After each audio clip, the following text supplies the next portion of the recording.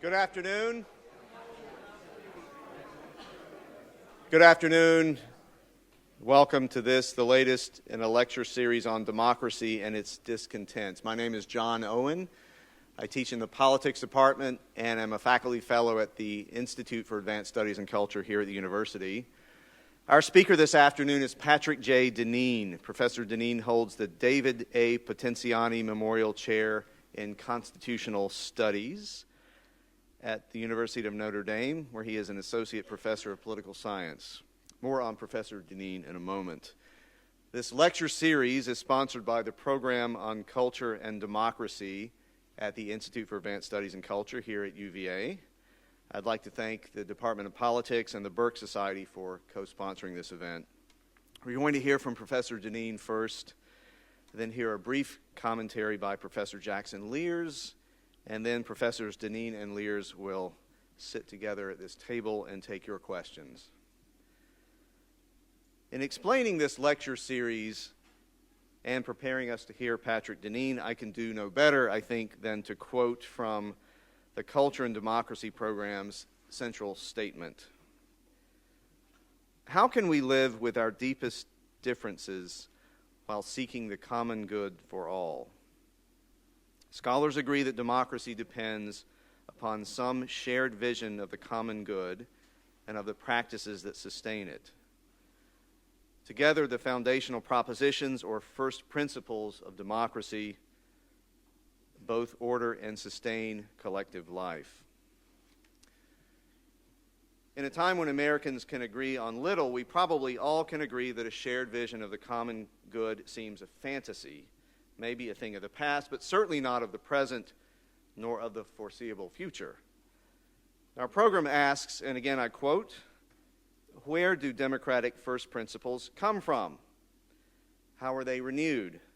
What are the moral and institutional dynamics capable of generating and sustaining democratic life against the disintegrating tendencies of the early 21st century?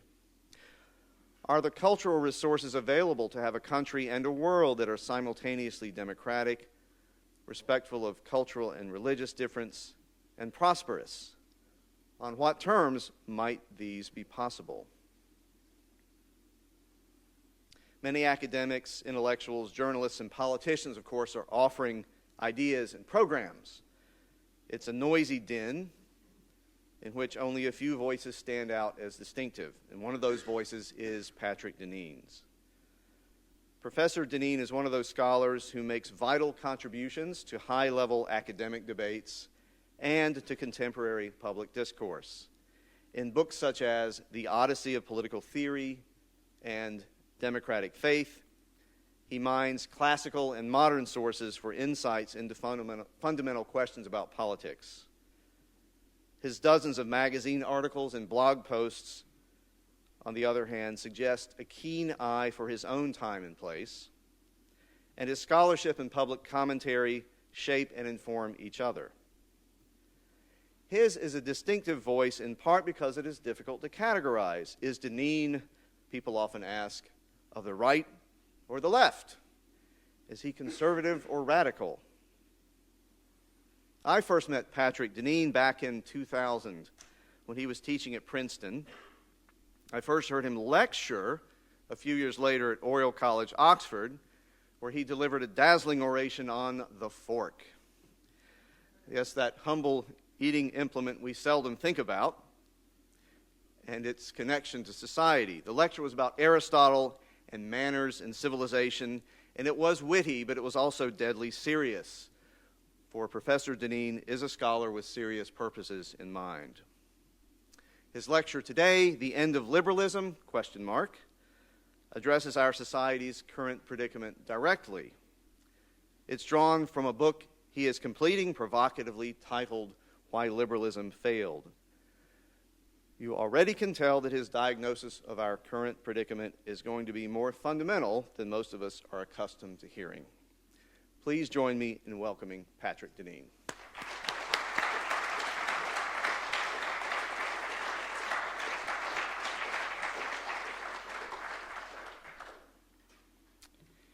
Thanks very much, John, for that introduction, although I'm sorry that the introduction will now sets the table for what's going to be a disappointment.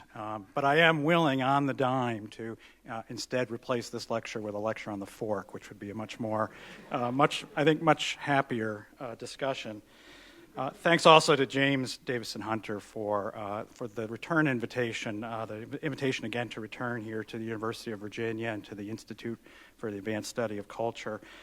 It's come to me to feel like a bit of a home away from home, filled with many friends, many familiar faces, and a place that asks the kinds of questions that I think need to be asked, but which are too seldom asked, and too seldom asked in the company of others in today's academy. So I'm very grateful to be here.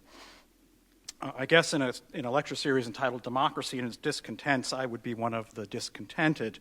But perhaps it's not so much democracy that I'm discontent with as much as it is, as my title suggests, with liberalism. Let me begin then with something that we all know to be true, that America is faced with a profound, deep, pervasive, and seemingly intractable challenge. And that challenge is that we are a nation in deep agreement and common belief.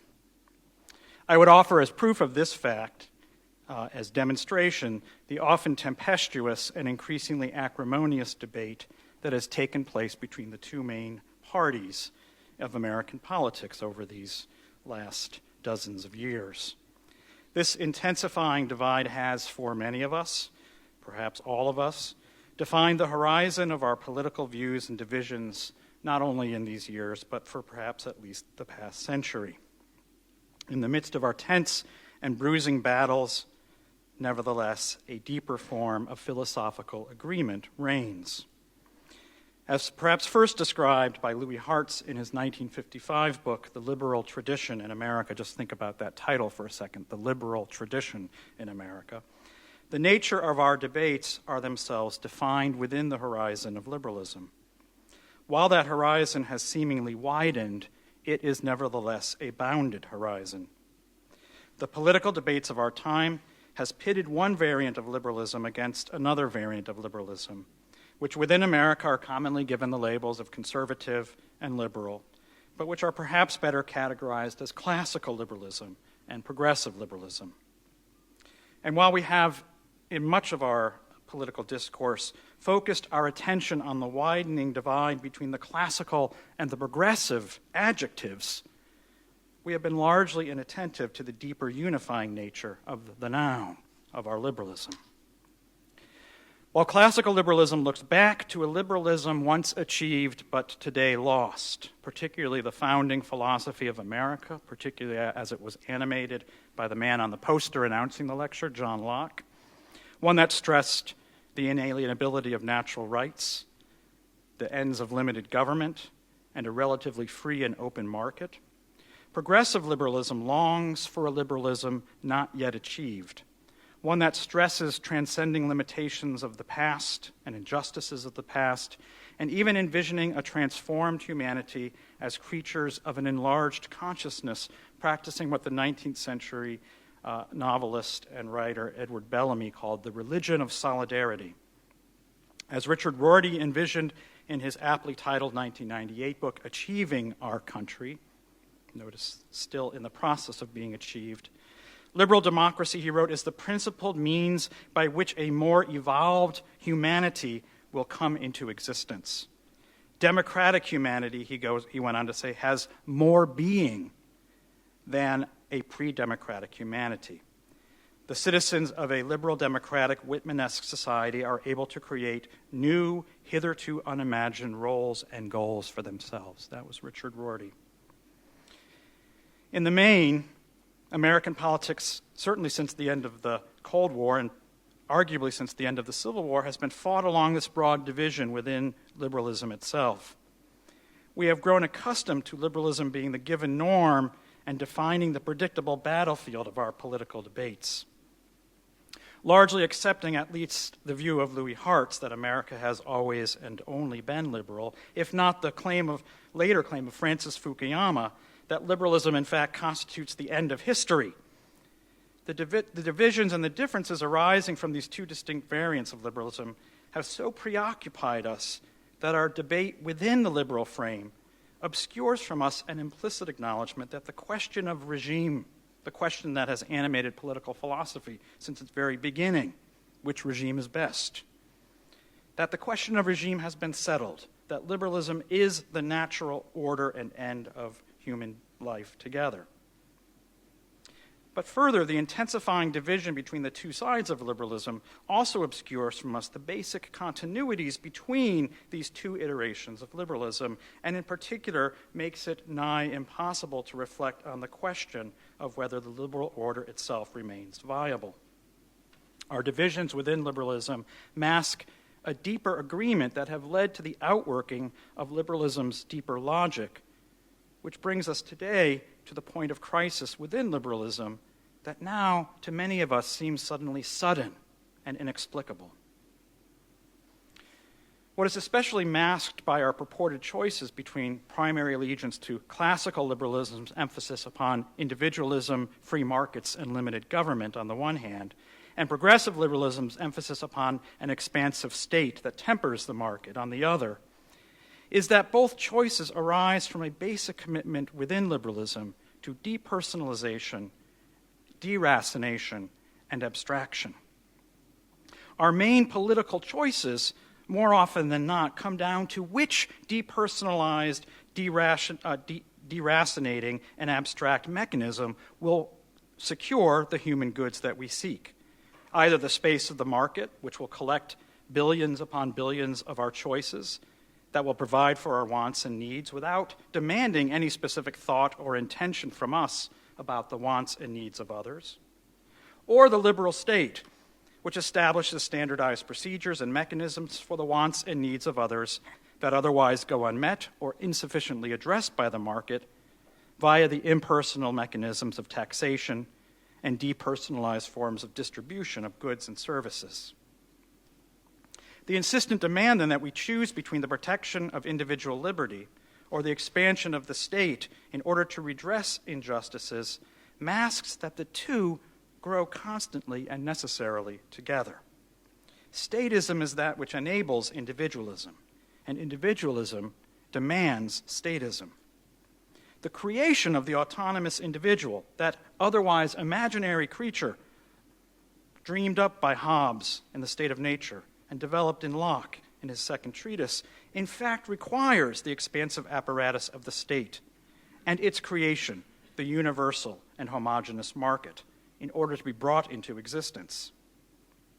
And once liberated, that individual, as Tocqueville predicted in Democracy in America, no individual any longer has any reliable personal networks to which to turn for assistance, and instead looks inevitably for assistance from the state, which must further grow to meet these insistent demands. While the battle then is waged between liberalism's two sides, one which stresses the individual and the other which stresses the need for redress by the state, liberalism's constant and unceasing trajectory has been to become both more individualist and more statist. Anyone who reads sociology today has a hard time not to acknowledge this. This is not because one party advances individualism without cutting back on statism, while the other achieves and fails in the opposite direction. Rather, both move simultaneously together as a matter of systemic logic that follows our deepest philosophic premises. The result is a political system and outcome that trumpets liberty, but which inescapably creates conditions of powerlessness, fragmentation, mistrust, and resentment. The liberated individual comes to despise the creature of its own making and the source of its powerlessness, whether that's perceived on the one hand to be the state or on the other side to be the market. And if you choose one, then you might be attracted to the Tea Party. And if you choose the other, you'll likely want to vote for Bernie. The tools of liberalism cease to be governable and become independent forces to which disempowered individuals have no choice than but to submit, whether the depersonalized public bureaucracy or the depersonalized globalizing force of the market. aided and abetted by technology that no longer seems under control of its masters, from surveillance to automation. Many of our debates today are not so much celebrations of our complete liberty as in what ways we will lessen the dislocation and pain as we submit terms of surrender to the ungovernable forces that determine our futures, whether in politics or in economics. Across the world, the developed world at least today, liberalism's moment of triumph is being marked by the tolling of bells that sound akin to death knells. Liberalism is failing then not because it fell short, but because it was true to itself. It is failing because it is succeeding. As liberalism has become more fully itself, as its inner logic has become more evident, and its self-contradictions more manifest, it generates pathologies that are at once deformations of its claims, yet realizations of its ideology. But because our normal politics take place entirely within the liberal frame, we assume that the solution of our various ills can be solved by the application of a better liberal solution, whether classic or progressive, to whichever ill that is viewed from arising from the ills of the opposite.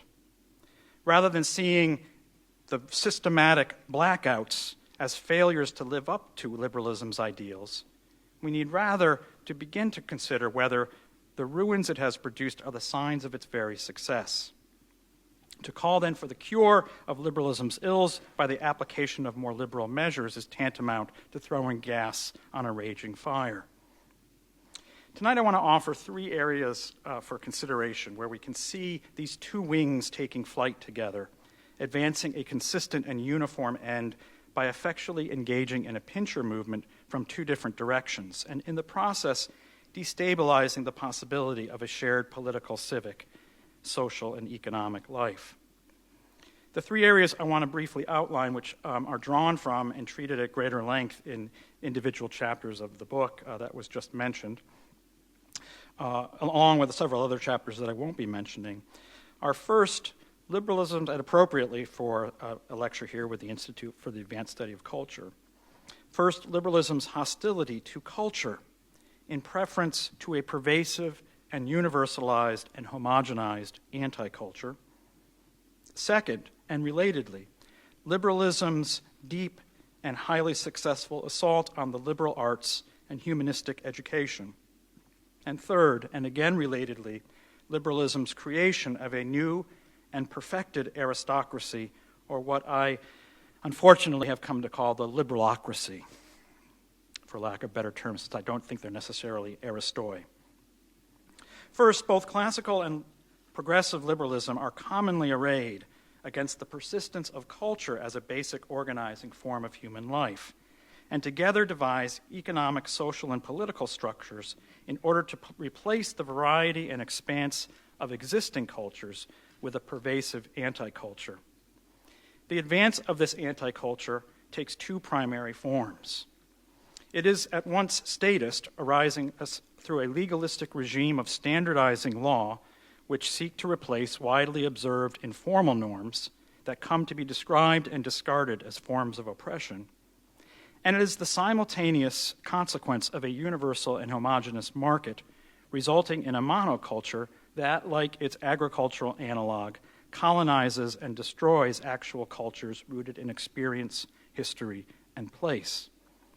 The two visages of this liberal anti-culture thus frees us from other specific people and embedded relationships, replacing customary norms with abstract and depersonalized laws and rules, liberating us from personal obligations and interpersonal debts, replacing what come to be perceived as burdens on our individual autonomous freedom with pervasive legal threat and the financialization of debt.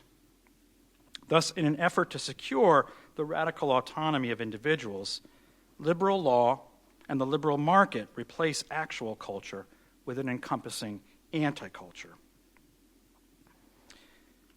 So one way of thinking about this is the way in which long-standing local rules and cultures govern behavior through informal forms of education and the cultivation of a variety of norms, manners, and morals, including using forks. I could give a lecture about that. These forms of control or norms were lifted or are increasingly lifted in the name of liberation, leading to regularized abuse of those liberties, born primarily of the lack or absence of any sets of practices or customs that delimit limits upon behavior. Just to briefly mention the fork lecture again, I pointed the ways in which a society that no longer uses forks and sits down to eat dinner together is likely to eat a lot of fast food while they're on the road, leading to all kinds of abuse of our freedom in a certain way. Two leading examples of the dissolution of limiting cultural norms and practices are of recent vintage, yet are offered as examples by the two sides of liberalism as evidence for the shortcoming of the other side, and not endemic features of liberalism itself. And the first of these that I would mention, culture has always developed extensive norms regarding the fraught area of sexual interaction between especially young men and young women. On college campuses, for instance, this was once observed through the local practices of in loco parentis, the strict norms governing the relationship between young men and young women. These once customary norms were loosened in the name of liberation and autonomy, allowing young adults full enjoyment of their sexual freedom. Today, among the consequences of the dissolution of in loco parentis is the rise of new forms of administrative and bureaucratic organization arrayed to address the aftermath of the predictable sexual anarchy. In the name of redressing the injustices of these abuses, and to the intense distaste and objection of classical liberals or conservatives, those who mistrust the expansion of government into ever more personal spheres, the federal government has increasingly intervened in order to re-regulate these liberated behaviors. However, now in the wake of disassembled local cultures, there are no longer a set of norms that seek to cultivate forms of sexual discipline, since this would constitute an unjust limitation upon our freedom. If I were to get in front of my class and instruct my students how they should comport themselves once they leave classroom on a regular Thursday night, I could probably be fired, even from Notre Dame. Now, instead, there must be punitive threats that are imposed after the fact, along with clarification of the punitive consequences should the lines of consent be breached. In effect, this immorality tale is a Hobbesian story in microcosm. First, tradition and culture must be eliminated as arbitrary and unjust, as unnatural. Then we see that absent such norms, a kind of anarchy is the result, a new form of the state of nature. Finding such anarchy unbearable, we turn to a central sovereign as our protector, that mortal God who will protect us from ourselves, a kind of social contract. We have been liberated from custom and tradition, all that authority that sought to educate by habit and within the context of ongoing sets of practices, and replaced it instead with a standardized set of rules and regulations by a central authority that will punish wrongdoers who abuse their freedoms. And now, lacking any informal and local forms of authority, it's virtually assured that those abuses will regularly occur, and the role of the state will expand into ever more minute personal affairs. That is to say, what those thinkers called prerogative. An identical liberation of appetite has also been achieved recently in the economic realm, where varying cultures governing markets have been dismantled in the name of homogeneous laws of globalized and depersonalized transaction, similarly disconnecting the pursuit of appetite from the common good of a community and relying upon, instead, the enforcement of abstract and distant regulation of markets by the liberal state. Think, in the not-so-recent past, of the economic catastrophe and near collapse of the world economy in 2008, which was the result of the elimination of a culture that had existed to regulate the governing and granting and procuring of mortgages. This activity was historically understood to be consummately local in its essence, requiring relationships that developed over time and in place. And yes, I would here invoke even It's a Wonderful Life. Laws once existed as well as norms to shore up a local mortgage culture, forbidding banks from opening branches in communities outside the ones in which their mortgages were granted, premised on the belief that the granting and acceptance of debt rested upon trust and an ongoing set of relationships. These laws and norms and the culture they supported rested upon the belief that the bankers' interests and the interests of the larger community were one and the same. The mortgage market was thus understood not to be a naked arena of anonymous and abstract relations, but relationships rather formed over time and in particular places in which trust, reputation, memory, and obligation were a requirement for the operation of a specific market. And I know this because I read it in a book written by Matt Crawford called Shop Class is Soulcraft, so it must be true. As Matt quotes in his book, the J.P. Morgan chief lending officer, Thomas Lamont, stated of his business in 1928, and I quote, "The community as a whole demands of the banker that he shall be an honest observer of conditions about him, and he shall make constant and careful study of those conditions, financial, economic, social, and political, and that he shall have a wide vision over them all."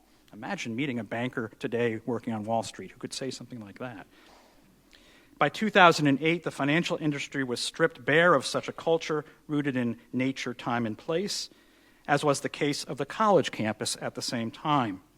Indeed, I would submit that training in dorm parties and fraternities at one's college was the perfect preparation for a career in the mortgage bond market. The mortgage industry rested upon the financial equivalent of the hookup culture, random encounters of strangers in which appetites, in this case for outsized debt or interest, were sated without any care for the consequences of those actions for the other party or for the wider community.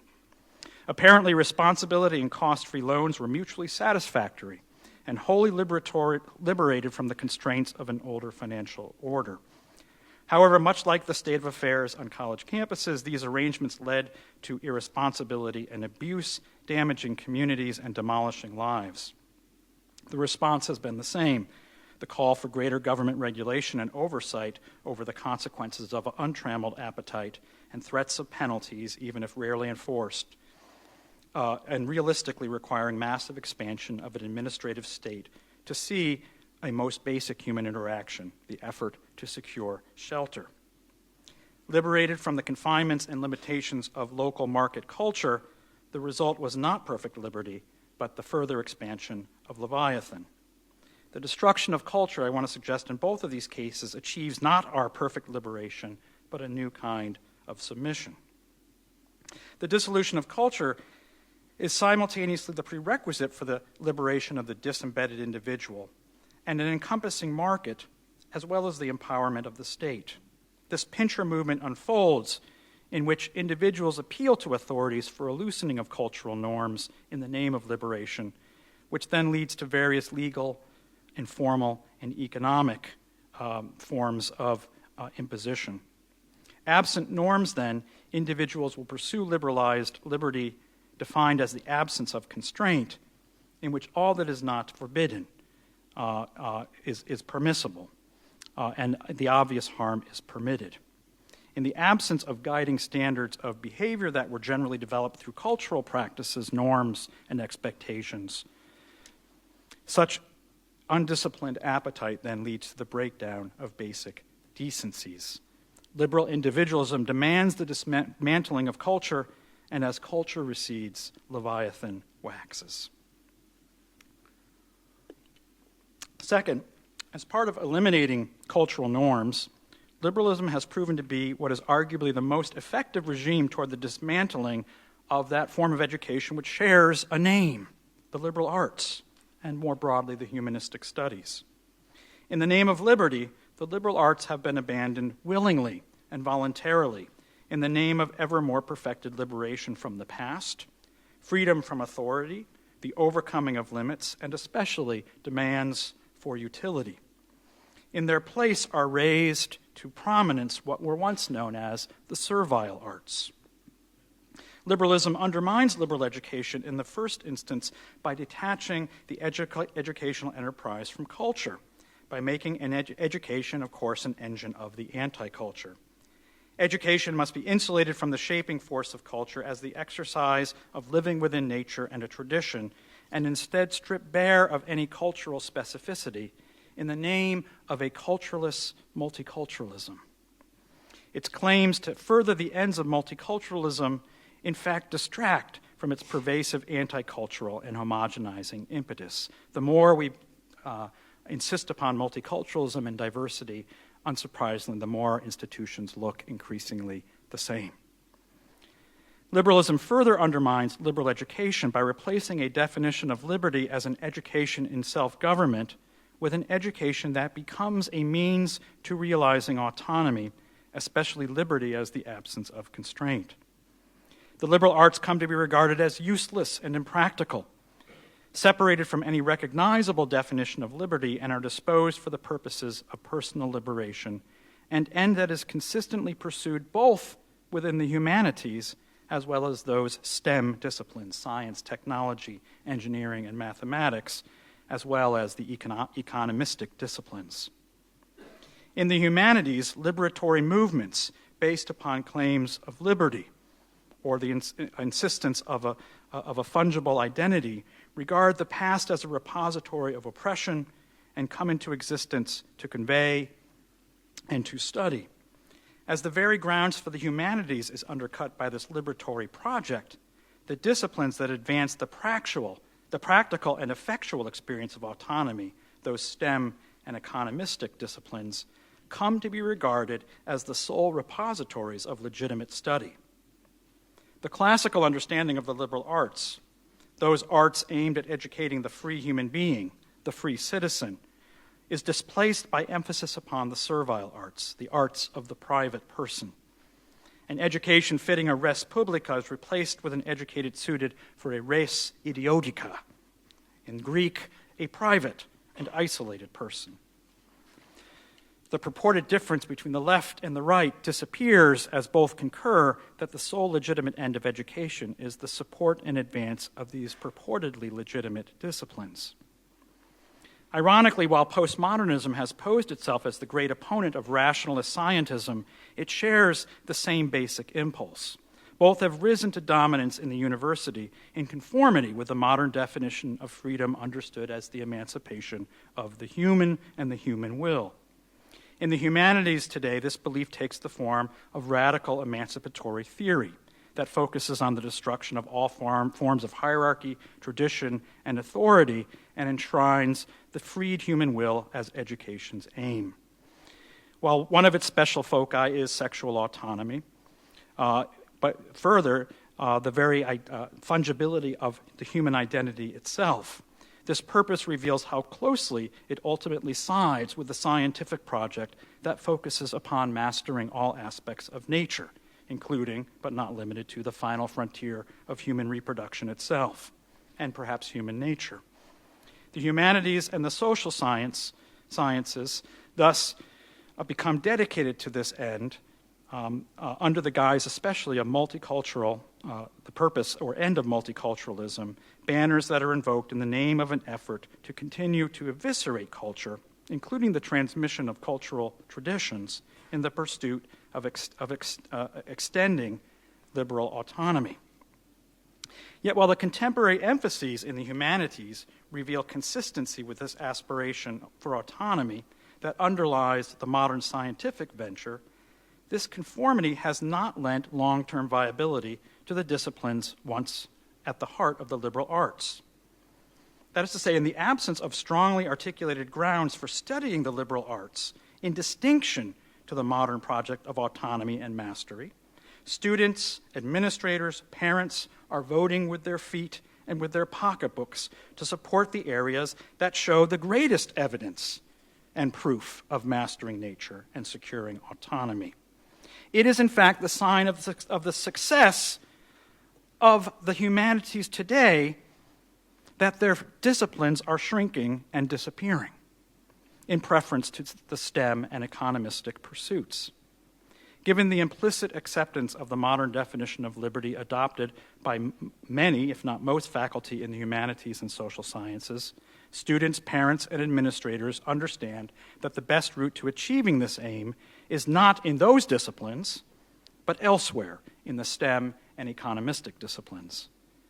As a result, liberal society becomes ever more subject to rule by technocratic, managerial outlook and demands for economic efficiency, including one directed at the universities themselves, raising the question whether liberalism's vision of a perfectly realized autonomy in fact ends up supporting tools that foster a globalized and pervasive, if depersonalized and abstract form of bondage. Third, and finally, liberalism is perhaps today most obviously undergoing a legitimation crisis because of its extraordinary success in producing a new aristocracy, or a liberalocracy. That is to say, that form of governance which it purportedly came into existence to overthrow.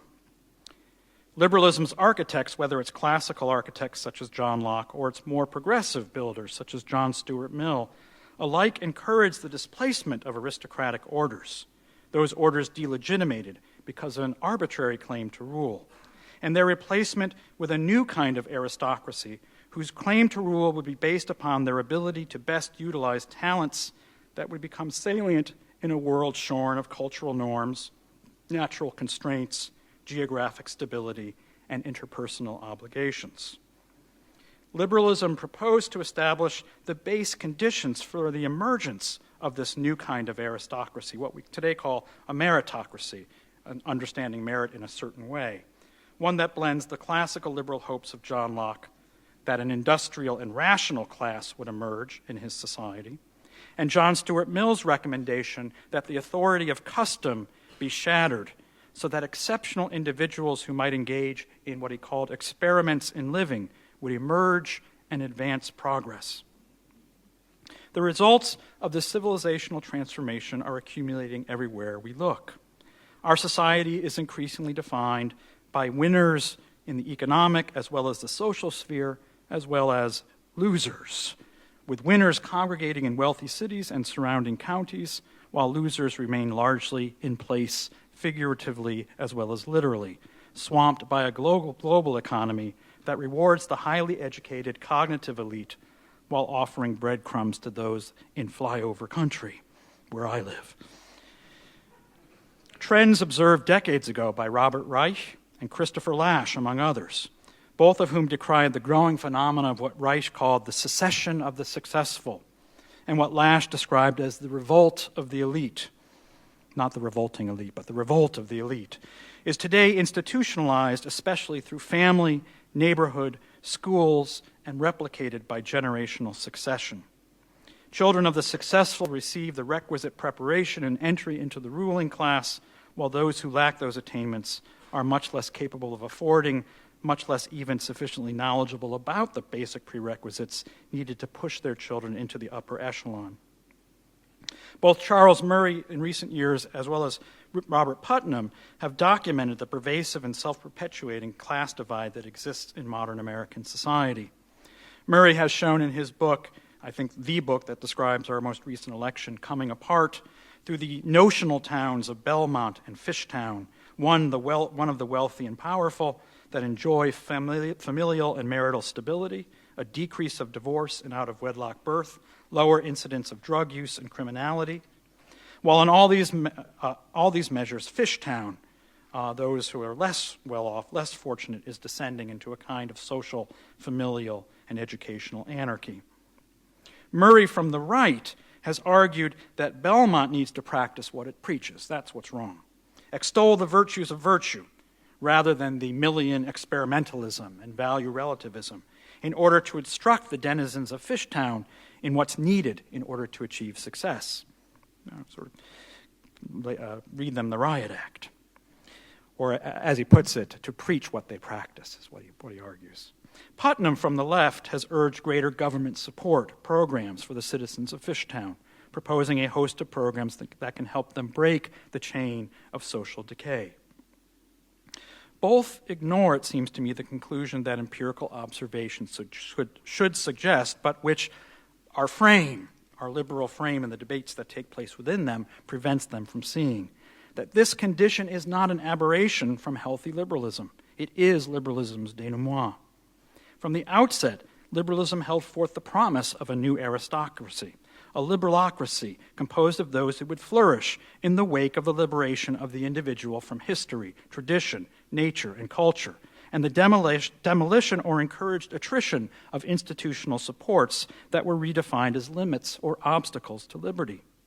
Those who were best provisioned by disposition, by nature, by upbringing and nurture, and by happenstance to succeed in a world shorn of those institutional supports, those who aspire to autonomy, even as they reconstruct new liberal variants of institutions, from government to the family.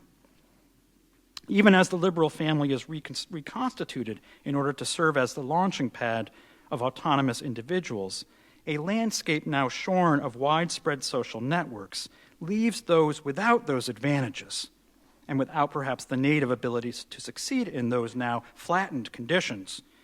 It leaves them without the advantages to succeed in a liberal society bereft of the social ecology for flourishing families among the underclass. Compounding their disadvantage is what Reich called the secession of the successful, the geographic withdrawal and separation of a social and economic elite to a few concentrated urban areas, siphoning those who might once have engaged in more local forms of stewardship, philanthropy, and the building of a local civil society.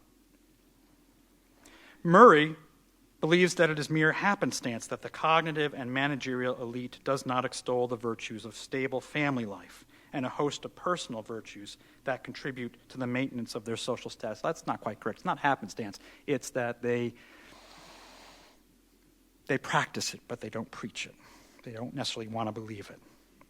But there is perhaps a twofold reason why the liberalocracy does not advance the conservative message that he commends. First, liberalcratic advantages rest extensively on the perpetuation of a social arrangement that extols the liberty of personal autonomy, even as the autonomous individual is launched from its stable family. Secondly, autonomy is preserved when the liberal family is constructed in the absence of broader and deeper cultural forms that would normally support the flourishing of the family. Neighborhoods, churches, a variety of social and communal organizations that have historically supported flourishing families, but were viewed as anathema to liberal autonomy. Once those institutions were extensively disassembled, a disassembling that initially led to the instability of families, regardless of social class, which Murray documents. The family could be reassembled now along liberal lines, now shorn of those social supports, but undergirded by the wealth that they had achieved in the form of support systems that could now be purchased, in the form of a new servant class, such as nannies, gardeners, chauffeurs, and modern-day tutors, sometimes known as SAT prep courses. The reconstructed family thus becomes one of the primary means that the liberalocracy perpetuates itself, much as the aristocratic family was the source of wealth and status in earlier ages. Where the aristocratic family was organized around perpetuating its status, bound up in the land and estate, and hence emphasized generational continuity, primogeniture. The liberalcratic family implicitly rests upon loose generational ties, the conferral of portable credentials over title, the inheritance of capital, or those of you students out there, the inheritance of debt over land, and the promise of mobility, impermanence, and fluid identity over some permanent name and station. Meanwhile, the liberalocracy is studiously silent about the decimation of the family and the attendant social norms, among what Locke might have described as the querulous and contentious. Right? Among those who lead our liberalocracy, the decimation of the family in communities and places where I live is not really a subject of discussion, since systemic requirements of liberalism dictate that such admonitions would in fact rub against the commendation of autonomy. In effect, then, liberalism advances most efficaciously through both classical and progressive liberalisms. The economic liberalism advanced by Locke and the lifestyle liberalism advanced by John Stuart Mill, even while claiming that the two are locked in battle against one another. The defenestration of social norms, culture, and a social ecology of supporting institutions and informal associations is advanced simultaneously by the market and the state, while advocates of the former, such as Murray, claim that the resulting deep inequality can be assuaged by moral admonition, and proponents of the latter, such as Putnam, argue that government can substitute for the very success of liberalism's evisceration of civil society.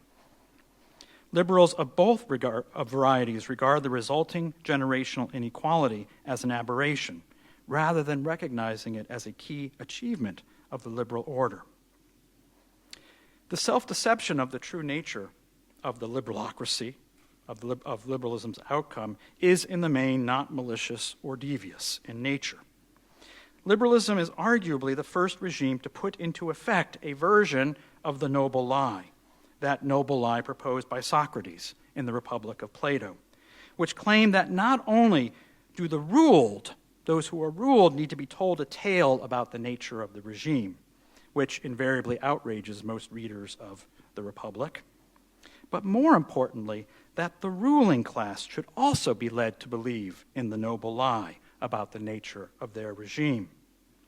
The noble lie proposes a story by which the denizens of the ideal regime, which is proposed by Socrates, at once believe in their fundamental equality as members of a common family, as well as the natural basis of their inequality. While Plato proposed this ideal regime as a philosophic exercise, our contemporary world, the liberal world, has adopted a version of the noble lie in order to advance the realization of a similarly constituted order, in which people would be led to believe simultaneously in the legitimacy of natural inequality, backstopped by a myth of fundamental equality. Not only would then those who are the querulous and contentious, those who will not win in the system, be encouraged to believe that their lot in life would be continuously approved by their assent in the advance of the liberal order. More importantly, the liberalcrats were to be educated in a deep self-deception that they did not constitute a new aristocracy. In fact, that they were the very opposite of an aristocratic order. A primary vehicle has been the patina of social justice, concern for the disadvantaged, that is keenly encouraged from a young age among the liberalocrats, often cultivated at the very educational institutions most responsible for their elevation into the elite. It is often these very same people who, encountering the discussion of the noble lie in Plato's Republic, will pronounce their disgust at such subterfuge, all the while wholly unaware of the cave that they occupy, one rendered invisible by artificial lighting designed to hide its walls. More ironic still, while Plato believed that it would be exceedingly difficult to persuade the philosophic rulers of the deception, today it is the underclass that increasingly denies the validity of the noble lie, with the ruling class insisting upon its truth. To conclude then, liberalism today is listing not because it hasn't realized its potential, but because of its overwhelming success.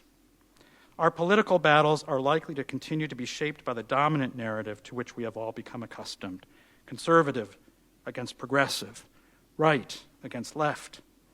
And all the while, the logic of liberalism inexorably unfolds, directing the ship of state toward an unavoidable iceberg of its own making, while its passengers bicker over not over the arrangement of the deck chairs, but over which side of the ship won't sink when it strikes.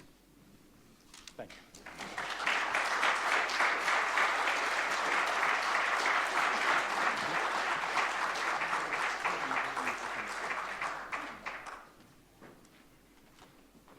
Thank you, Patrick Deneen.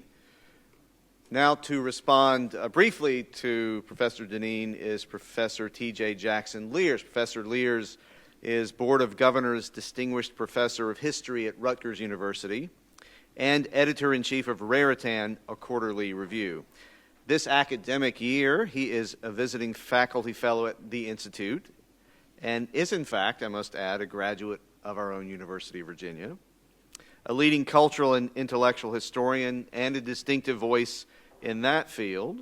Jackson Lears is an award-winning author of, among other books, No Place for Grace, Anti-Modernism and the Transformation of American Culture, 1880 to 1920, Fables of Abundance, A Cultural History of Advertising in America, and most recently, Rebirth of a Nation, The Making of Modern America, 1877 and 1920. It's a real pleasure having Jackson Lears in our midst this year. Please join me in welcoming him.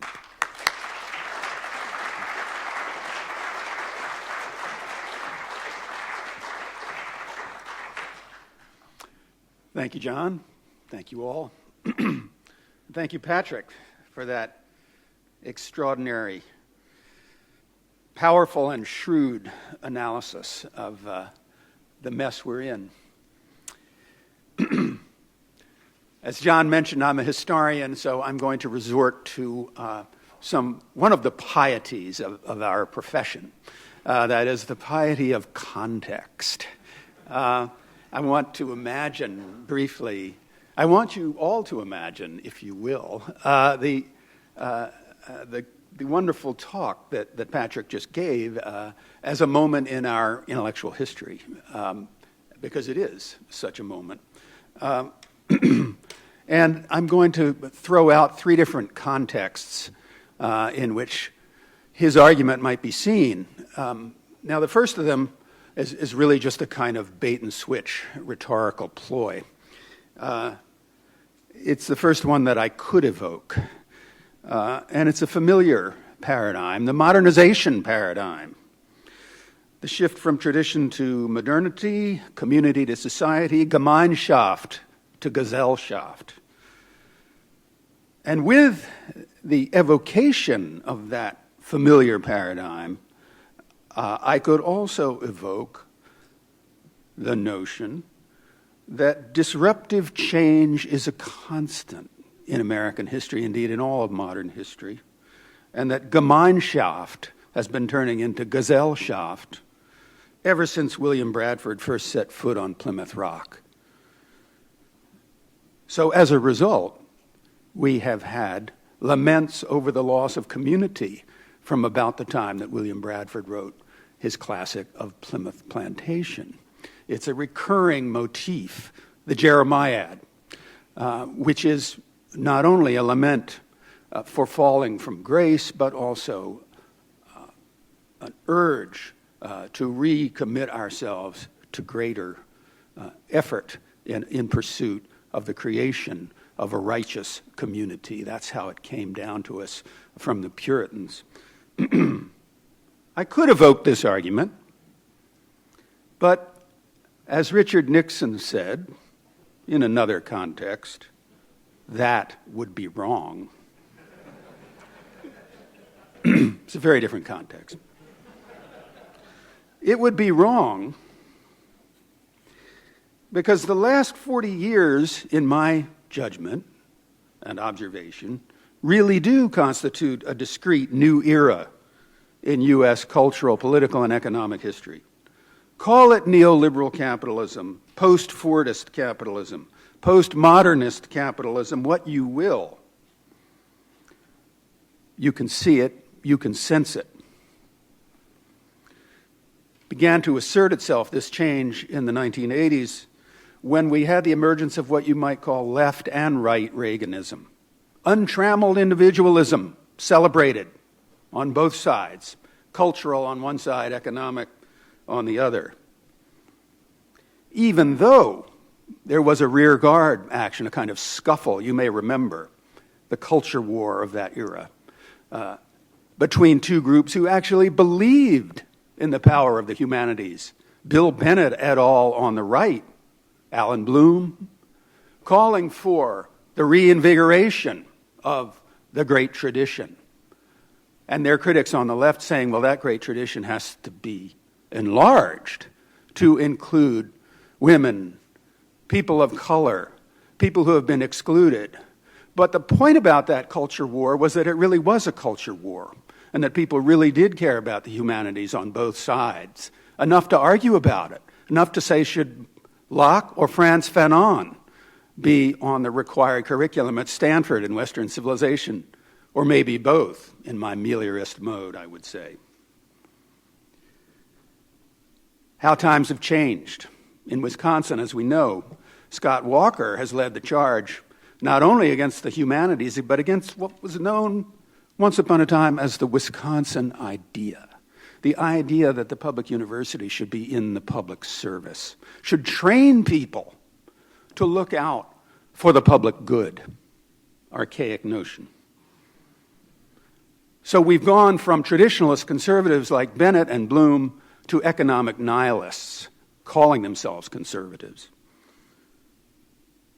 Also, another problem with this context that I'm mentioning, the notion of constant change, is that it rests on a kind of techno-determinist assumption, an assumption which I believe is mistaken even when it's held by the wisest and most benign figures. For example, John Maynard Keynes, who in an essay of 1930 called Economic Prospects for Our Grandchildren, argued that science and compound interest, as he put it, would someday render the need for constant work obsolete. Certainly by 100 years from the time he wrote, he was confident that would have happened. Well, we still have 13 years to go. But I'm going to go out on a limb and say that Keynes's prophecy failed, or is about to fail. And the question is why? The answer, I would argue, is that blend of culture and power that Patrick has alluded to so suggestively, and that constitutes this discrete new era, this neoliberal era. So now I want to propose a second context, and then one more after that, and I'll be done. The second context is the intellectual history of the independent left. And I have to confess to you that I was telling one of my students about Patrick's. I was up in New Jersey earlier this week, and I was talking to one of my students and telling him I was going to go hear Patrick Deneen speak. And he said, "Oh, great, I want to hear all about that. He's a rad trad, you know. Radical traditionalist in the world of bloggers." And I thought, wow, now you're speaking my language here, Sonny. The intellectual history of the independent left, I remember it well, 30 or 40 years ago. The influence of a kind of convergent cultural conservatism and a political radicalism. And you see it in the work of great historians like E.P. Thompson and Raymond Williams. You see it in Christopher Lash's work, certainly. Larry Goodwin's work in History of Populism. Sheldon Wolin's work in Political Theory. The creation of the short-lived but very valuable journal Democracy, lowercase d, Democracy, lasted about 3 years in the early 80s. What this movement, such as it was about, I think, was precisely about the revaluation of the local and the customary versus the market, the recognition that all that is solid melts into air under capitalism. And that this famous assertion of Marx in the Communist Manifesto referred to desirable as well as undesirable features of everyday life.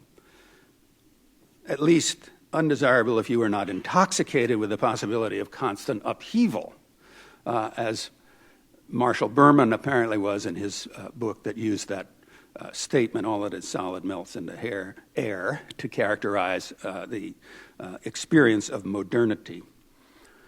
So this independent left, radical traditionalism, recognized, among other things, that Burke's unbought grace of life was one of the things drowned in the icy waters of egotistical calculation. And this movement, I'll call it that for shorthand, also, I think, resurrected the lowercase Republican tradition, and particularly the notion of the public good, or a public good, that transcended private gain. And that led directly to the interest in populism. The independent left of those days recognized the distinction between populism and pseudo-populism. And by pseudo-populism, I will simply refer to you to the ubiquitous phenomenon of billionaire politicians in flannel shirts posing as regular guys. It's a familiar gambit. But that distinction between populism and pseudo-populism is now lost. In Jan Werner Muller's new book, What is Populism?, he describes 19th century American populism as social democracy. There's a fundamental confusion here. His only populists are authoritarian nationalists. That way, populism can be described as an enemy of liberalism, and it is routinely and repeatedly characterized that way now, rather than a corrective to it, or even an alternative to it, particularly in the United States, because I think there has always been a hostility to a suspicion of European-style social democracy in this country in favor of a kind of market-based populism, a distrust of centralized power, dare I say, a Jeffersonian tradition. So that's the second context, that rise of an independent left, and I think Patrick is an honorable representative of that tradition and indeed a revitalizer of it at a critical moment. Finally, the third context, and this is inescapable, right? Contemporary politics. Contemporary politics clearly fits Patrick's framework. Cosmopolitan and urban versus local and rural. Now, the campaign of 2016 began with what I would call a genuine populist ferment. The Bernie Sanders campaign, and even in its twisted way, the Trump campaign. And what was most significant to me about both of these movements, but particularly the Sanders movement, obviously the more benign of the two, was a refusal of the techno-determinist rhetoric of inevitability. The rhetoric that was dispensed by devotees of the market, whether they were Republicans or Democrats. It marked a temporary rebirth of hope. I know it did in me. And then, of course, we had catastrophe. The collapse and disappearance of Bernie Sanders into the morass of the Democratic Party. The triumph of Hillary Clinton, the winning of the nomination, and then her utter failure to provide an alternative vision apart from identity politics. And not even much of that, as it turned out. Presenting a soulless, inevitable future sponsored by Silicon Valley. Do it yourself. It's just you and your gadgets out there. There's a quote in Patrick's book that I underscored because I liked it, from Edmund Burke. The spirit of innovation is generally a selfish temper. So, the great innovators, the progressives, self-styled, so-called, failed dismally to defeat Donald Trump, whose cynical manipulation of popular fear and frustration make him the ultimate pseudo-populist. This election was indeed a colossal failure of liberalism. Thank you all. And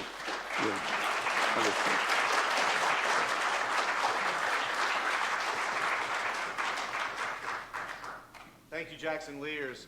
Yes. So now I invite our speakers to sit together at the table. And we have 25 minutes or so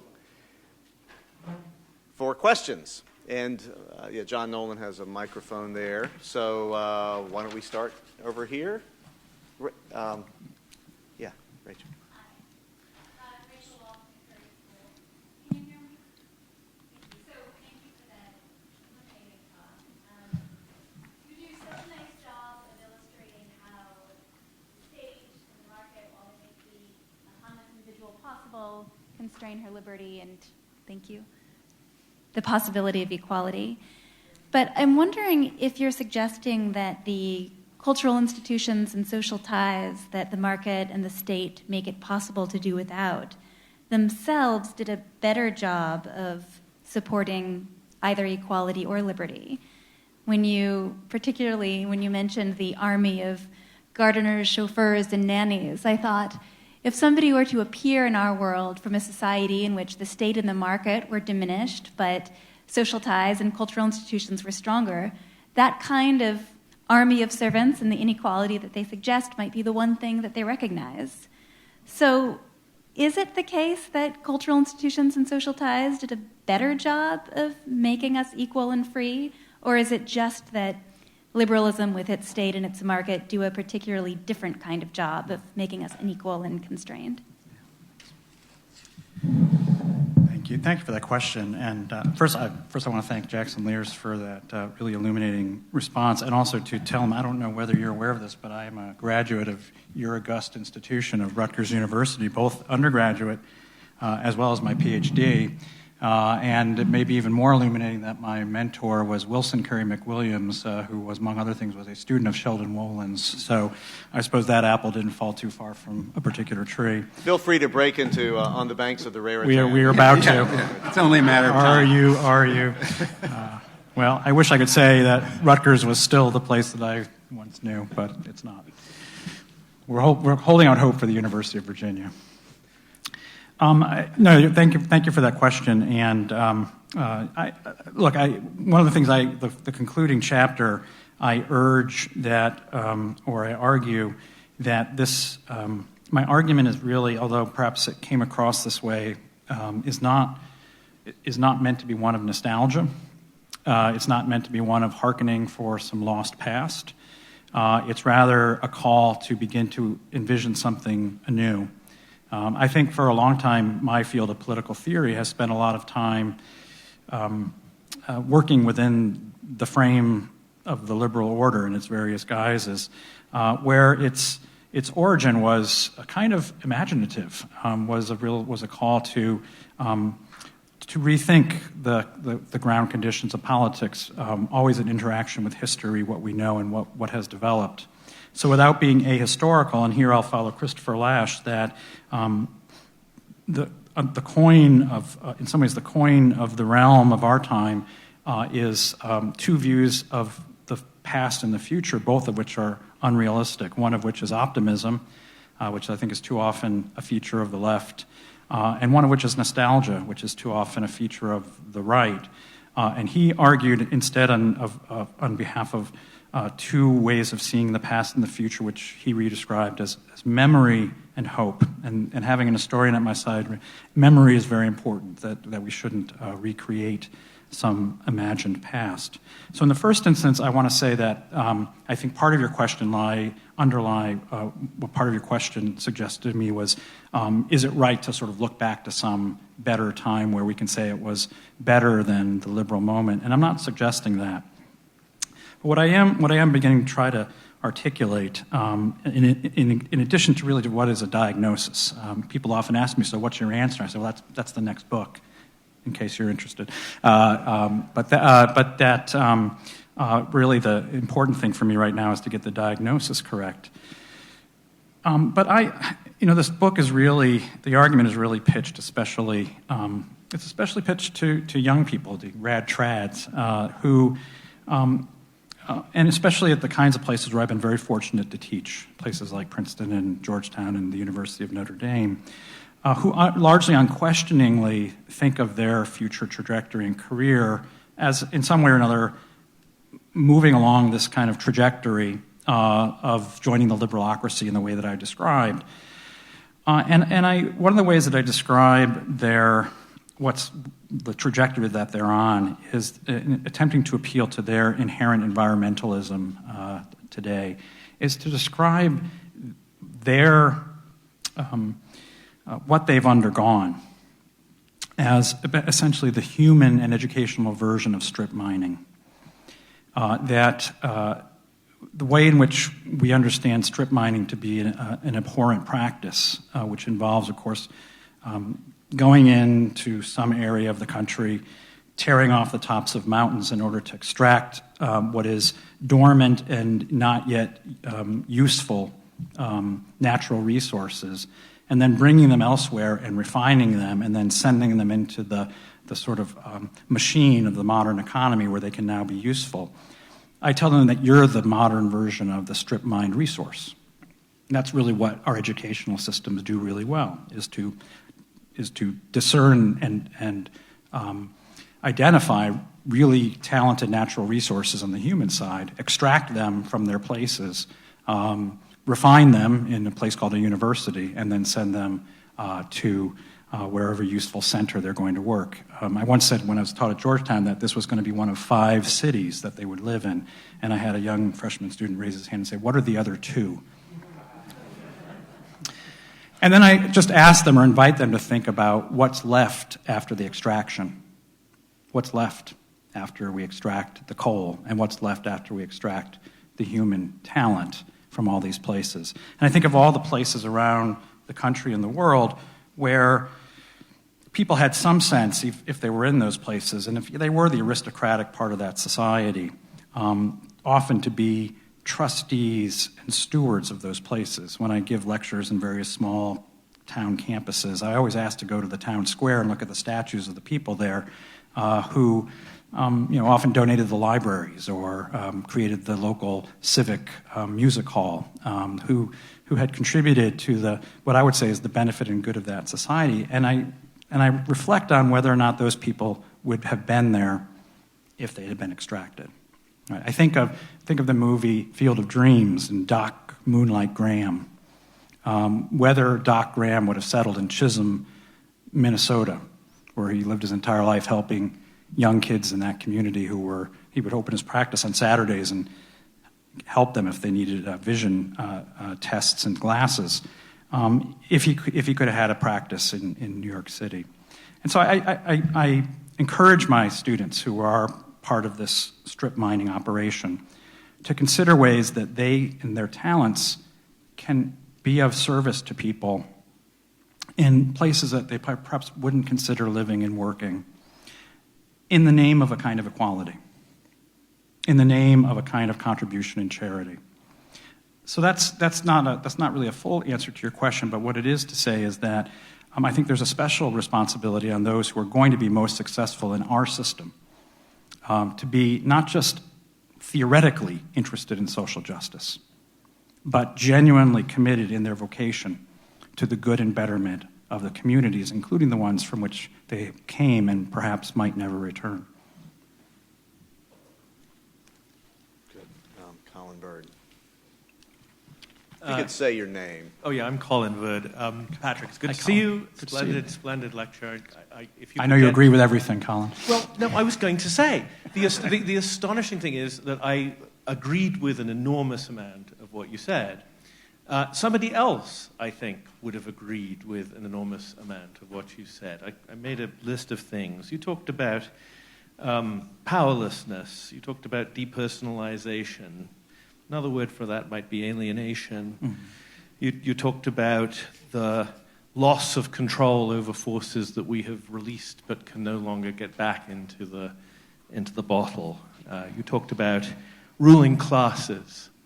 You talked about ruling classes that were duped by an ideology that they didn't fully understand. You used the starting to sound familiar to me. Right. You used the language of the noble lie, but it's.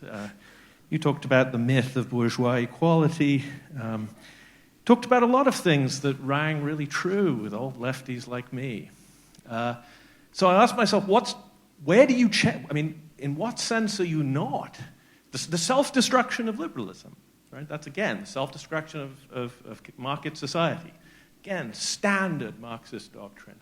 So where do you differ from that doctrine? And the only place, it seems to me, that you seriously differ is on this issue of the centrality of culture and why that and various traditional practices and ideals. And our old friend would say to you, well, that's another lie. That's another abstraction. That's another suppression of the human, going just this fiction that you just go back to what our forebears, instead of peddling these abstractions of culture, which we all know, and identity and so forth. That's just going to fuel the relativist stuff. We've been in the university long enough to know that you bring culture into the picture and then everybody's going to start talking about their different cultures.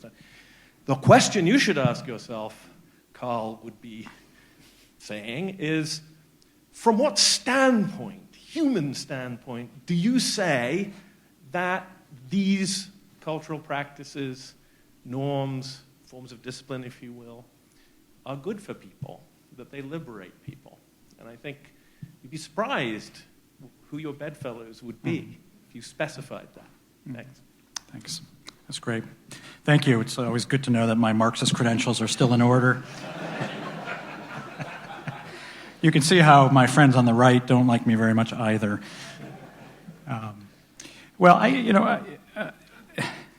It is of course interesting, and there more than once people have said to me that there are aspects of my arguments that remind them, among others, of that old different Marxist, Alistair McIntyre. A compliment that I don't think he's aware of. When I pass him on campus, he never reaches out and shakes my hand and says, "We're doing such great work, Patrick." I'm waiting. But I suppose the figure that I would appeal to, in at least as a corrective to where I see Marx as incorrect, would be Aristotle, who has his own shortcomings, but in particular his arguments, and to go back to my lecture on the fork, his arguments that human beings, in a sense, without culture, human beings without law, but also informal norms, informal kinds of customs and forms of education that include things like learning to eat with a fork, which anyone with kids knows is one of the most difficult things you will ever do, is teach your kid to eat with a fork. And you might wonder why we do it, and it's kind of in the name of civilization. But Aristotle, in a remarkable passage in the Politics, argues that without these kinds of laws and norms, human beings are the most vicious of all animals, especially in the areas of sex and food. Wow. And my students read that and they want to know all about food, which is why I developed the fork lecture. But if you think about what he's saying here, he's saying when it comes to our most visceral, basic appetites, right? The things that you don't have to teach anyone to want to eat, and you don't have to teach anyone the other stuff, that people just know that they desire satiation of these most basic appetites. But without a kind of deep education and habituation in controlling these appetites, we're the most vicious creatures. Because what will we do? We will take what we want by our appetite. And what he means here is, well, you will rape someone, or you will eat them. Sometimes it's the same thing in a sense, right? Cannibalism and simply rapine are two of the most sort of bestial forms in which human beings can operate in the world. And then he goes on to say, but of course, with law, with custom, with a kind of habituation, human beings in these areas are the noblest of creatures. Right? Think of a very fine, nice, refined dinner, or think of, within some controlled circumstance, typically matrimony, right? The beauty of human sexuality. What Aristotle here is pointing to, then, I think, is something that Marx is not as keenly aware of, and perhaps is ultimately, I think, dismissive in his general dismissiveness of kinds of forms of authority, which Aristotle's understanding of human nature regarded as requirements of realizing our humanity, and which Marx regarded as obstacles to realizing our humanity. So my Marxist credentials might seem to be in good order, but ultimately I think are expired. I want to intervene just very quickly and try to brush up your Marxist credentials a little more, just by observing that the Marxist tradition, as I'm sure you know, is considerably more supple than kind of a straightforward economistic materialism, and certainly the revival of Marxism that took place in the 70s and even on into the 80s in the academy, it seems to me, featured what was called Western Marxism or culturalist Marxism, with Gramsci and Lukács and the rest, who took consciousness and culture seriously, and I believe contributed a great deal to our understanding of social relations as well as the capacity of markets to fragment and implode culture. But they took culture quite quite seriously. And the people that I cited, Thompson and Williams and Lash and the rest, were at the center of that ferment. What was interesting to me is that in the academy, there is a shift in the 70s and certainly in the 80s. And it's part of that shift toward the kind of left-wing Reaganism that I talked about, away from Marx and toward Foucault as the man of the moment and the theorist of the moment. And Foucault really inspired a kind of Nietzschean obsession with, you might call it self-making, heterotopia, as he put it. And there was a real departure from, again, both the lowercase Republican tradition and the Marxist tradition, which I think had come together briefly in journals like the one Democracy that I mentioned, also now, unfortunately, part of our intellectual history. Good, thanks. Lots of questions. Over here, Chad Wellman. Yeah, I have a simple question, and it was just, what do you mean by liberalism? Right? Because you never, and maybe this is the inveterate historian in me like Jackson, it was always in the passive tense when he used it. It was, I had this vision if I were reading an undergraduate's paper and they used the construction liberalism does X, I would say there's no agent there. So I just want to push you a bit more to what is this liberalism of which you speak? Are there people? Are there institutions? Or to use your own language, are there cultures and traditions that embody this abstraction or shorthand maybe just for this talk? Yeah. Thanks. No, this is, I knew I would get this question, and I'm not sure I have an adequate answer in the sense that all I can do is sort of say, well, you'll have to read the book, but that's not a correct answer. I thought it would take a little bit too much time and I know too long of a lecture, but relatively short period of space to kind of clear the space of a definition. But really, the main focus, which I try to do in a chapter, which I talk about, I really try to expand on this idea of individualism and statism, is to point to the ways that the underlying anthropological assumptions within the social contractarian tradition. So here I do name some names, John Locke, I talk about the American founding fathers, I know sacrosanct territory here, but Jefferson was all over the place, so I'm relatively safe. But point in particular to the way in which that sort of set of anthropological assumptions is then instantiated in and through a variety of institutions which were not necessarily liberal. And here I could run into some difficulty because some will say, well, what about constitutionalism, rule of law, separation of powers, et cetera? Those various institutions, many of those institutions have a pre-liberal, right, they were devised before that anthropological set of assumptions. So what I'm saying is that those institutions we think about as liberal are colonized by or populated by a different set of anthropological assumptions that arise out of that contractarian tradition, and which in turn are aimed at, I argue, realizing in fact what was only theoretical in the state of nature scenario. That is to say, the individual, right? Bertrand de Jouvenel, the great French political theorist, once said that Hobbes and Locke and the social contractarians were childless men who had forgotten their own childhood. That no one anywhere has ever been this kind of autonomous person, except in a way, I think what Jackson was talking about in the last 40 years, perhaps, where you have an elaborate architecture that's created now by a state and a market that has helped create that state and a state that has helped to create that market, that it makes possible the creation in reality of what was this notional human type. And so rather than thinking about this as poles of are you a statist or are you an individualist, which is the way we usually think, are you an Ayn Randian or are you a Rawlsian, right? What in fact has been the reality of liberalism is a kind of ratchet wrench movement in which the claims of the individual and the autonomy of the individual are backstopped and created and supported by the existence of the liberal state.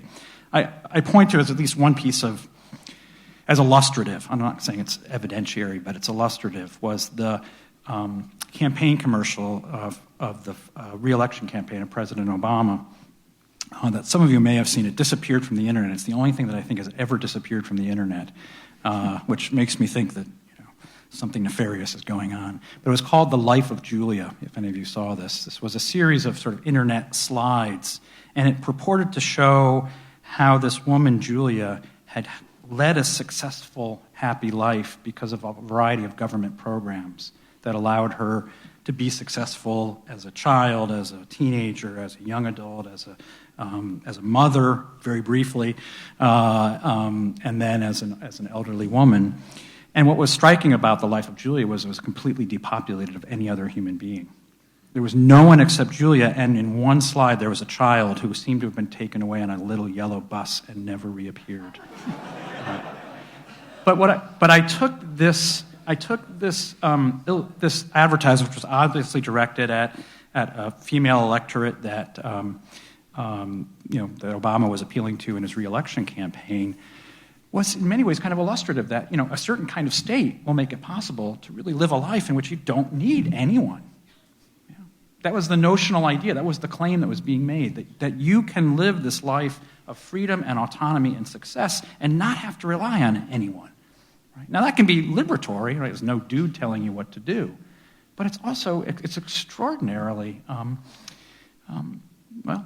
think evidence of, and in many ways, the kind of dynamic that I was trying to describe. So what I'm really aiming to do is talk about how the anthropological assumptions, as they're instantiated in reality, gives rise to a dynamic between the individual and the state, including as well the market, that I think constitutes the core of what this liberalism is. And so I don't mean to depersonify it. I think it has its architects, intellectual, and it has its specific actors.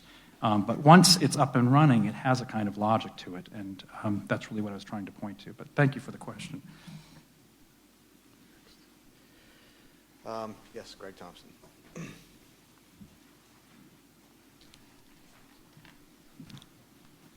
Thank you both so much. I'd like to ask you to reflect on the kind of classical era of the civil rights movement in light of what you just said.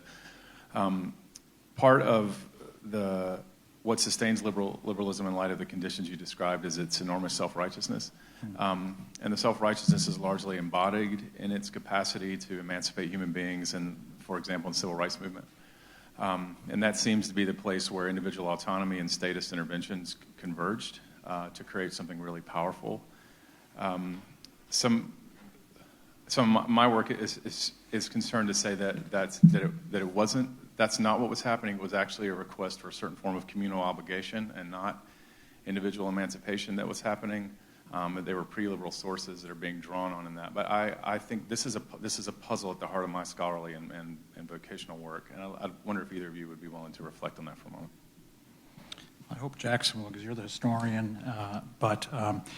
I think that there is, if I dare say, a kind of Whig telling of the civil rights movement, which is not surprising in certain respects, since it was kind of Whigs who claimed the narrative. And I don't know what you think of this work, or you know the work, but I'm thinking of the kind of revisionist history, like I think it's David Chappelle's book, Stone of Hope, right? That I think retells that story in a very different way. That talks in particular about the role of the black churches, especially, and the kind of prophetic movement within the churches, which he argues was actually the fuel that realized many of the goals of the civil rights movement. And I find that to be both compelling, but also it strikes me as true that if we think about the great, certainly historically, many of the great movements of American history, they have been born out of many of the communities, the churches, the abolition movement, the cries for justice, often appealing to some ideal of transcendent truth that go beyond the positive law of the day. Martin Luther King's letter from a Birmingham jail, a favorite of us Catholics, Thomas Aquinas gets his day in the sun in that great letter, that a law that is not just is not a law. So, I think that there's a different way of understanding the civil rights movement that's very compatible with a view of understanding that great reformist social movements perhaps have their greatest power when they are born out of particular kinds of cultures and belief and communities that reinforce each other and assist each other, and that they tend to lose efficaciousness and lose steam as they're standardized and bureaucratized and become parts of a government program. Secondly, and perhaps more fraught still, is the inability, it seems to me now, even of those who tell this narrative or retell this narrative as a story of the triumph of liberalism, to talk about the need to think about this also in cultural terms. Right? When we think about, I'll mention one of the greatest television moments in recent history, the Jeopardy spoof on Saturday Night Live, right, where you had Tom Hanks playing the kind of Trump voter and several African Americans who, in answering the questions that were being posed, discovered that they had a lot in common, discovered that their experience as relatively poor, relatively unrespected by the broader society, and that in some ways what both parts of both of these suffering aspects of our fellow countrymen could really use is a revival of a healthy culture within their communities. What Charles Murray describes in Coming Apart is the story.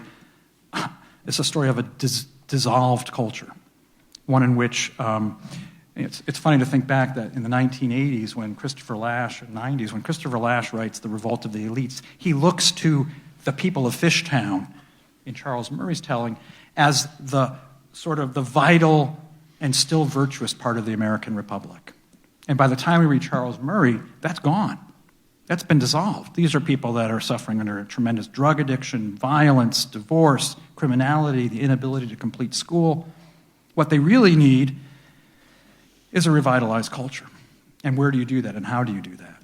That's a discussion, a conversation that's very hard to do in the context and in the frame of liberal discourse.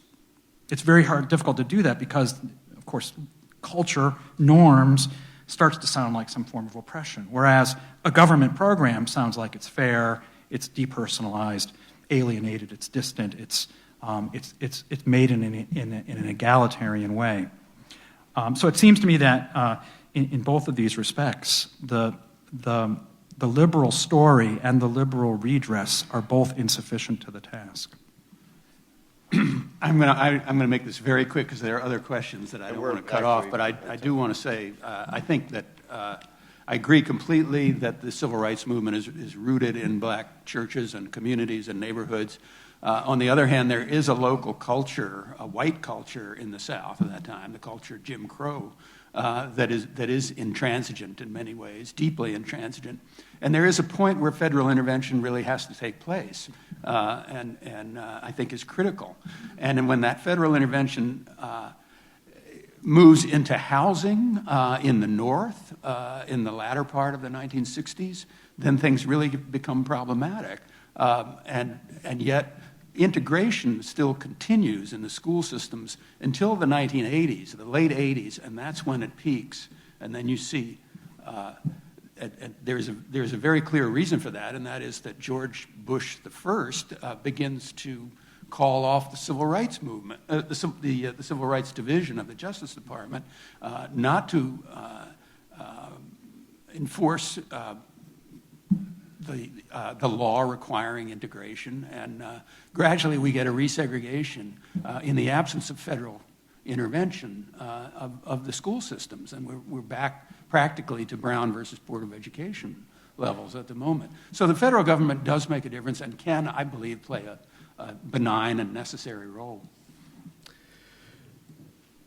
I'm afraid we are out of time, but let me say, we all sense this is a time when deep rethinking, perhaps fundamental rethinking, is needed, and maybe not just rethinking. And I want to thank Professors Deneen and Lears for helping us get that started. Thank you.